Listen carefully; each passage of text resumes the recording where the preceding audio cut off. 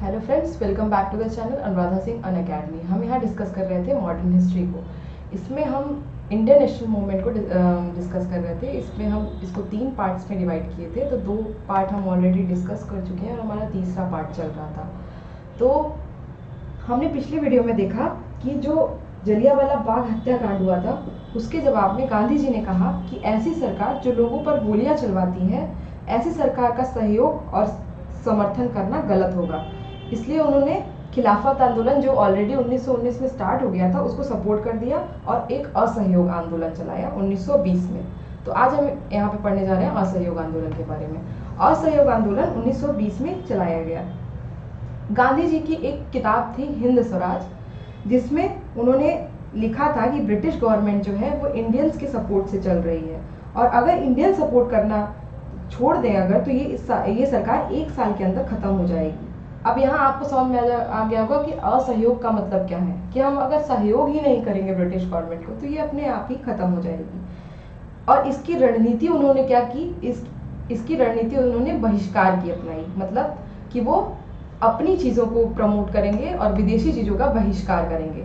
तो विदेशी वस्तुओं के बहिष्कार में सबसे ज़्यादा कपड़ों का बहिष्कार शुरू हुआ। और जब कपड़ों का बहिष्कार शुरू हुआ तो रविंद्रनाथ टैगोर ने विदेशी वस्त्रों के बहिष्कार का विरोध किया। तो उत्तर में गांधी जी ने यह कहा कि यह सर्वोत्तम व्यवहार है। अब लोग ये पूछने लगे कि अगर हम विदेशी वस्त्र का बहिष्कार करेंगे तो पहनेंगे क्या। तो गांधी जी ने इनसे कहा कि आप खादी पहनिए और खादी को काटने के लिए चरखे का प्रयोग करिए। तो खादी व चरखा जो से वस्त्रों को बनाना शुरू कर दिया गया। और इसी आंदोलन के अंतर्गत गांधी जी ने, जो अंग्रेजों ने इनको कैसर हिंद की उपाधि दी थी, उसको वापस कर दी। और एक और व्यक्ति थे जमुनालाल बजाज, जिनको राय बहादुर की उपाधि मिली थी, उन्होंने भी अपनी उपाधि त्याग दी। ये लोग अपना विरोध प्रदर्शित करने के लिए अपनी उपाधियां वापस करते थे। और इसी आंदोलन के दौरान गांधी जी कैसर हिंद और जमुनालाल बजाज राय बहादुर की उपाधि वापस करते हैं। हमने आपको इससे पहले भी बताया था कि जब जलियांवाला बाग हत्याकांड हुआ था तो उसमें भी 2 लोगों ने अपनी उपाधियां वापस की थी। तो आप कमेंट सेक्शन में बताइए कि वो 2 लोग कौन थे। अब हम आगे चलते हैं। इस आंदोलन के साथ अब इसी आंदोलन के साथ साथ कई और आंदोलन भी चल रहे थे। इस आंदोलन के साथ खिलाफत आंदोलन, अकाली आंदोलन कहाँ चल रहा था? पंजाब में। ये सब क्वेश्चन पूछे जाते हैं पेपर में। वन सत्याग्रह की जो आंध्र प्रदेश में चल रहा था, असहयोग आंदोलन के ही साथ साथ ये सब चल रहा था। भूमि कर माफी आंदोलन जो यूपी में चल रहा था। इसी समय यूपी में एक अवध किसान सभा बनाई गई, जिसके लीडर बाबा रामचंद्र थे। और इसी प्रकार आंध्र में रंपा विद्रोह 1924 में शुरू हुआ, जिसके लीडर अल्हारी सीताराम राजू थे। तो ये जितने भी आंदोलन मैंने आपको यहाँ पे असहयोग आंदोलन के साथ जो चल रहे थे बताए हैं, इसको आप अच्छे से याद कर लीजिएगा। फिर आता है चौरा चौरी कांड। इसके बारे में हम जानना शुरू करते हैं। चौरा चौरी कांड जो होता है वो 5 फरवरी 1922 में शुरू होता है। इसमें होता क्या है कि लोग विरोध कर रहे थे असहयोग आंदोलन के अंतर्गत। वो लोग एक ग्रुप था जो कि विरोध कर रहा था, विरोध प्रदर्शन कर रहा था। तो पुलिस उनको रोकने के लिए गई, तो आक्रोशित भीड़ पुलिस के ऊपर अटैक कर देती है। जो गुस्से में भीड़ रहती है वो पुलिस के ऊपर अटैक कर देती है। पुलिस अपने आप को थाने में बंद कर देती है और पुलिस भीड़ उस थाने पे आग लगा देती है। और रिजल्ट क्या होता है, उसमें 22 पुलिसकर्मी मारे जाते हैं। अब जब ये घटना होती है तो गांधी जी इससे बहुत प्रभावित होते हैं और वो अपना असहयोग आंदोलन वापस ले लेते हैं। और किस प्रस्ताव से लेते हैं? बारदौली प्रस्ताव से लेते हैं। तो किस घटना के फलस्वरूप गांधी जी अपना असहयोग आंदोलन वापस लिए? तो चौरी चौरा कांड के। और किस प्रस्ताव से वापस लिए क्वेश्चन आएगा, तो बारदौली प्रस्ताव से वापस लेते हैं। इस कांड के बाद गांधी जी को जेल भेज दिया जाता है। अब गांधी जी जेल चले जाएंगे और जब तक ये आएंगे तब तक कांग्रेस में क्या हो रहा होगा, और फिर क्रांतिकारी गतिविधियां भी इसी बीच शुरू होंगी। जब तक कि गांधी जी जेल से वापस आते हैं तो उसके बीच में क्या होता है, 1922 से 1930 का काल देखिए। 1930 में अब वापस गांधी जी आएंगे, तब हम इसके आगे देखेंगे। लेकिन 1922 से 1930 में कांग्रेस में क्या हुआ और क्रांतिकारी गतिविधियां कैसे शुरू हुई, चलिए इसके बारे में हम देखते हैं। सबसे पहले स्वराज पार्टी का गठन होता है। 1930 में इलाहाबाद में एक स्वराज पार्टी बनाई जाती है, जो कि कांग्रेस के ही अंतर्गत आती थी। इसमें जो मेन रहते हैं, अध्यक्ष होते हैं चितरंजन दास और मोतीलाल नेहरू द्वारा ये बनाई गई रहती है। और इसका उद्देश्य क्या होता है? केंद्रीय विधानमंडल के चुनाव में भागीदारी देना। इनका ये मानना था कि हम इसका केंद्रीय विधानमंडल का बहिष्कार करके हमें कुछ नहीं मिलने वाला, अगर हम उसमें शामिल होके ये समझें कि क्या कानून हमारे लिए बनाए जा रहे हैं और उस कानून पे हम अपनी भी अगर राय दे पाए तो ये ज़्यादा अच्छा रहेगा, बल्कि उसके विरोध करने के लिए। तो इसी का रिजल्ट होता है कि 1925 में एक स्वराजी नेता रहते हैं विट्ठल भाई पटेल, वो केंद्रीय विधानमंडल के अध्यक्ष बन जाते हैं। अब अभी तक तो नेता लोग कांग्रेस में शामिल थे, अब गांधी जी का ये मानना था कि आम लोगों को भी कांग्रेस में शामिल किया जाए। तो उनका मानना था कि 25 पैसा दे करके कोई भी कांग्रेस को ज्वाइन कर सकता है, और इसको नाम दिया गया था संघर्ष तैयारी संघर्ष का। मतलब हम कोशिश करेंगे, फिर देखेंगे कि हमारी कमी कहाँ रह गई है, फिर हम जोड़ेंगे लोगों को, फिर तैयारी करेंगे, फिर संघर्ष करेंगे। फिर आता है साइमन कमीशन, 1927 में नियुक्त होता है जो, और मार्च 1928 में भारत पहुंचता है। इसका उद्देश्य रहता है भारत के राजनीतिक भविष्य निश्चित करना। साइमन कमीशन यहाँ पे आया रहता है भारत का राजनीतिक भविष्य निश्चित करने। अब बताइए, ये भारत का राजनीतिक भविष्य निश्चित करने आया रहता है कि जब भारत स्वतंत्र होगा तो उसका कैसे कैसे संविधान बनेगा, कैसे उसकी राजनीतिक व्यवस्था रहेगी। लेकिन उसी कमीशन में एक भी भारतीय शामिल नहीं रहता है और सारे के सारे ब्रिटिशर्स रहते हैं, इसीलिए इसे सर्वश्वेत आयोग बोला गया। और इसका विरोध हुआ और साइमन वापस जाओ का नारा लगने लगा। हुआ क्या, इसमें पुलिस ने जो भीड़ विरोध कर रही थी तो पुलिस ने लाठीचार्ज शुरू कर दिया, जिसमें कि लाला लाजपत राय की लाहौर में सिर पर लाठी लगने से मृत्यु हो जाती है। और उन्होंने इसी टाइम ये स्टेटमेंट दिया कि मेरे सिर पर पड़ने वाली एक एक लाठी ब्रिटिश सरकार की ताबूत का आखिरी कील साबित होगी, और इसके बाद इनकी मृत्यु हो जाती है। ये तो रही आपकी घटना 1927-28 की, साइमन कमीशन जब आया था यहाँ। फिर 1928 में अंग्रेज जो होते हैं वो इंडियंस को चैलेंज करते हैं कि आप हमें अपना संविधान बना करके दिखाइए, हम देखें कि आप इस लायक हैं कि नहीं कि आप संविधान बना सकते हैं। तो इसी कारण एक टीम गठित होती है और 1928 में कांग्रेस के द्वारा एक प्रस्तुत किया जाता है नेहरू रिपोर्ट। इसके अध्यक्ष मोतीलाल नेहरू रहते हैं। इसका उद्देश्य क्या रहता है, संविधान बनाने की दिशा में यह पहला प्रयास रहता है। इस रिपोर्ट में आज़ादी की बात न करके स्वशासन की बात की गई थी। अब अंग्रेजों ने हमें चैलेंज किया था कि आप बना पाते हैं कि नहीं, और होता भी यही है कि जिन्ना जो होते हैं विरोध करने लगते हैं अपने 14 सूत्रों के। एक 14 सूत्र वो निकालते हैं, उसके बारे में हम डिटेल में बाद में जानेंगे। 14 सूत्र निकालते हैं, उसके बारे में उसी से क्या होता है कि वो अपोज करने लगते हैं नेहरू रिपोर्ट का, और ये नेहरू रिपोर्ट कैंसिल हो जाती है। मतलब अंग्रेजों के दिया हुआ चैलेंज हम पूरा नहीं कर पाते हैं और नेहरू रिपोर्ट कामयाब नहीं हो पाती है। फिर आता है लाहौर अधिवेशन। लाहौर अधिवेशन में 1929 में लाहौर में रावी नदी के किनारे जवाहरलाल नेहरू की अध्यक्षता में पूर्ण स्वराज का प्रस्ताव पास किया गया।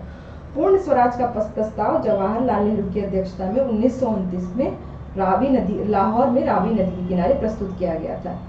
और ये ऐसा नहीं था कि ये पहले टाइम पूर्ण स्वराज का प्रस्ताव पारित किया गया था। इसके पहले यह प्रस्ताव मौलाना हसरत मोहानी द्वारा दिया गया था कानपुर अधिवेशन में, जो कि 1925 में जो हुआ था, कांग्रेस का जो सेशन हुआ था, उसमें यह पूर्ण स्वराज का प्रस्ताव मौलाना हसरत मोहानी द्वारा दिया गया था। फिर क्या होता है, 26 जनवरी 1930 को प्रतीकात्मक स्वतंत्रता दिवस मनाया जाता है। प्रतीकात्मक स्वतंत्रता दिवस से ये मतलब होता है कि मन में ये लोग मान लेते हैं कि हम आज 26 जनवरी 1930 से हम स्वतंत्र हो गए। अब क्या होता है, अब जब हम स्वतंत्र तो एक्चुअली होते हैं 15 अगस्त 1947 को। जब हम स्वतंत्र होते हैं तो इस दिन 26 जनवरी इस दिन का मान रखने के लिए हम संविधान हमारा जो 26 नवंबर को बनके तैयार हुआ था, हम अपना रिपब्लिक डे कब मनाते हैं, 26 जनवरी को, इसी दिन का मान रखने के लिए, क्योंकि इस दिन हमने प्रतीकात्मक रूप से स्वतंत्रता दिवस मनाया था। इसलिए हम 26 जनवरी 1950 को अपना गणतंत्र दिवस मनाए, जबकि वो 26 नवंबर को ही बनकर के तैयार हो गया था। फिर ये तो रही कांग्रेस में क्या क्या घटनाएं चल रही थी। अब हम जानेंगे यहाँ पे कि क्रांतिकारी घटनाएं क्या चल रही थी। HRA, सबसे पहले क्रांतिकारी घटनाओं की बात आती है तो उसमें सबसे पहला नाम आता है HRA, हिंदुस्तान रिपब्लिकन आर्मी। ये एक टीम बनाई गई थी 1924 में कानपुर में। कुछ युवाओं के द्वारा एक टीम का निर्माण किया गया था जिसको बोलते थे हिंदुस्तान रिपब्लिकन आर्मी।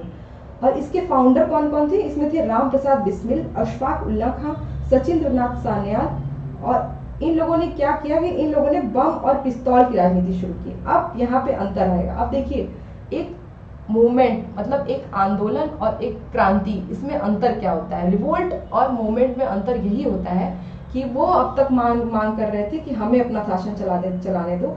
अब ये यहाँ पे खुल के लड़ाई सामने आएगी कि आप जाइए, आप हमें आज़ाद करिए। और इसके लिए ये लोग किसी भी हद तक बम, पिस्तौल, हर चीज़ को शामिल करके अंग्रेजों को यहाँ से भगाने का काम शुरू करेंगे। क्रांतिकारी 1924 से क्रांतिकारी विचारधारा शुरू हो जाती है। तो इन लोगों ने बम और पिस्तौल की राजनीति शुरू की, जहां से इंडियन नेशनल मूवमेंट ने, भारतीय राष्ट्रीय आंदोलन ने क्रांतिकारी रूप ले लिया। इसके बाद हम पढ़ने जा रहे हैं काकोरी कांड के बारे में। अब 1924 में जो ये बनाई गई थी हिंदुस्तान रिपब्लिकन आर्मी, उसने 1925 में, अब इस संस्था को चलाने के लिए कोई ना कोई कुछ ना कुछ पैसा चाहिए था, जिससे क्या होता है कि ये अंग्रेजों की ट्रेन को लूटते हैं। 1925 में काकोरी नामक जगह पे ट्रेन को दिन दहाड़े लूट लेते हैं। इसी को नाम दिया जाता है काकोरी कांड का नाम। काकोरी कांड में शामिल कौन कौन रहता है? राम प्रसाद बिस्मिल, अशफाक उल्ला खां, रोशन सिंह, राजेंद्र लाहाड़ी। इन लोग पकड़ में आ जाते हैं और अंग्रेज इनको फांसी दे देते हैं। तो अब यहाँ पे एक क्वेश्चन बनता है कि पहला मुस्लिम जिसे फांसी दी गई उसका नाम क्या था? तो उसका नाम था अशफाक उल्ला खां। और एक क्वेश्चन और बनता है कि सबसे कम उम्र में फांसी कौन पाया था? तो खुदीराम बोस नाम का एक लड़का था जो 15 वर्ष की आयु में जिनको फांसी दी गई थी, उनका नाम था खुदीराम बोस। वो सबसे कम उम्र में फांसी पाने वाले व्यक्ति थे। ओके, तो चलिए अब आगे चलते हैं। अब दूसरा, एक तो HRA अभी हमने जाना, अब दूसरी एक संस्था बनती है HSRA, Hindustan socialist Republican association. ये 1928 में फिरोज शाह मैदान में जो हिंदुस्तान रिपब्लिकन एसोसिएशन थी, उसी का नाम बदल करके हिंदुस्तान सोशलिस्ट रिपब्लिकन एसोसिएशन रख दिया गया। HRA, ध्यान दीजिएगा, यहाँ HRA का निर्माण 1924 में होता है और HSRA का निर्माण 1928 में होता है। इसके जो फाउंडर रहते हैं वो भगत सिंह, चंद्रशेखर आजाद, भगवती चरण बोहरा रहते हैं। गांधी ने अपनी पत्रिका में इनका विरोध किया कि गांधी जी हिंसा में विश्वास नहीं रखते थे, इसलिए उन्होंने अपनी पत्रिका में इनके खिलाफ लिखा। कल्ट ऑफ द बॉम्ब करके एक अपनी किताब लिखी, जिसका जवाब देते हुए HSRA के एक जो मेंबर थे, ये भगवती चरण बोहरा, उन्होंने फिलॉसफी ऑफ द बॉम्ब लिखा। भगत सिंह की एक पुस्तक अक्सर पूछी जाती है एग्जाम में, मैं नास्तिक क्यों हूँ, ये भी भगत सिंह ने लिखी थी। सचिंद्र नाथ सान्याल की एक बुक थी बंदी जीवन, जिसको क्रांतिकारियों की गीता कहा जाता है। अब HSRA के सदस्यों के द्वारा जब 1928 में लाला लाजपत राय को लाठी चार्ज करके उनके सिर पे लाठी लगने से मृत्यु हो जाती है, तो भगत सिंह जो होते हैं वो उनको अपने पिता समान मानते हैं। तो 1928 में वो लाहौर में सैंडर्स की हत्या कर दी जाती है, जिसमें कि HSRA के सदस्य शामिल होते हैं, जिसमें कि भगत सिंह और जो यहाँ मैंने आपको ऊपर नाम बताया, ये सब लोग शामिल थे। भगत सिंह, चंद्रशेखर आजाद, भगवती चरण बोहरा। उसके बाद होता क्या है, 8 अप्रैल 1929 में भगत सिंह अपने साथी बटुकेश्वर दत्त के साथ कोर्ट में एक बम फोड़कर इंकलाब जिंदाबाद का नारा देते हैं। क्यों ये कोर्ट में बम फेंकते हैं? क्योंकि वहां पे कोई ऐसा बिल पास हो रहा था जिसके ये लोग खिलाफ थे, ये नहीं चाहते थे कि वो बिल पास हो, इसीलिए इन्होंने कोर्ट में बम फोड़कर इंकलाब जिंदाबाद का नारा दिया। जिसके बाद उन्हें इसके बाद इन सब लोगों को, HSRA के सारे मेंबर्स को जेल भेज दिया गया। बस एक लोग को छुड़ा के आजाद इसमें नहीं थे, बाकी सारे मेंबर्स को जेल भेज दिया जाता है। फिर क्या होता है कि सब के सब लोग, ये लोग बोलते हैं कि हम लोग पॉलिटिकल प्रिजनर हैं, मतलब हम लोग राजनीतिक बंदी हैं, हम लोग क्रांतिकारी बंदी नहीं है। राजनीतिक बंदी और क्रांतिकारी बंदी में बहुत फर्क होता है। इनका मानना ये था कि हम कोई अपराध नहीं किए हैं, हम सिर्फ कोर्ट में बम फोड़कर किसी की हत्या नहीं करना चाहते, सिर्फ हम अपनी बात को पहुंचाने के लिए हम वहां पे बम फोड़े थे, इसलिए हमें राजनीतिक बंदियों की श्रेणी में रखा जाए और हमें साफ खाना, साफ पानी दिया जाए, जो कि उन्हें नहीं मिला। उसी कारण से वो लोग भूख हड़ताल पर बैठ गए। और उसी भूख हड़ताल में उनके एक साथी थे जिनका नाम था जतिन दास, उनकी मृत्यु हो जाती है 64वें दिन। इसके बाद इन्हीं लोगों में से एक साथी रहते हैं जो बता देते हैं कि इन लोगों ने ही सॉन्डर्स को मारा था। देखिए, अब इन लोगों को जेल तो हुई थी असेंबली में बम फोड़ने के मामले में, लेकिन जो इनके एक साथी थे उन्होंने बता दिया कि इन लोगों ने ही सॉन्डर्स की हत्या कर दी है। अब क्या होता है कि अब तो अंग्रेजों को मौका मिल जाता है और का ये लोग, और वो उन्होंने ये भी बता दिया कि आज़ाद जो कि फरार है वो इलाहाबाद में है। तो 27 फरवरी 1931 को अल्फ्रेड पार्क इलाहाबाद में उनका इनकाउंटर कर दिया जाता है चंद्रशेखर आजाद को। और बाकी जो 3 लोग रहते हैं, कौन कौन, भगत सिंह, राजगुरु और सुखदेव, उनको 23 मार्च 1931 को लाहौर के सेंट्रल जेल में फांसी दे दी जाती है। किस केस में फांसी दी जाती है? सॉन्डर्स की हत्या के केस में। ओके, फिर होता क्या है, फिर आती है, अब क्या होता है यहाँ पे कि गांधी अब जेल से छूट गए रहते हैं 1931 में ही, 1930 में ही वो जेल से छूट गए रहते हैं। जब वो बाहर आते हैं तो दांडी मार्च, उधर गांधी जी जब जेल से रिहा होते हैं तो साबरमती आश्रम गुजरात अहमदाबाद से 78 लोगों के साथ पैदल यात्रा करके दांडी नौसारी जिला गुजरात तक पहुंचकर नमक कानून तोड़ने का फैसला करते हैं, और इसे ही दांडी मार्च के नाम से जाना जाता है। तो यह यात्रा 12 मार्च 1930 को शुरू होती है और 6 अप्रैल 1930 तक चलती है। अब हम आगे पढ़ेंगे इसी सीरीज में सविनय आगे आंदोलन से। तब तक के लिए आप वीडियो को देखते रहिए, वीडियो को लाइक करिए, चैनल को सब्सक्राइब करिए और ज़्यादा से ज़्यादा लोगों को शेयर करिए। Thank you.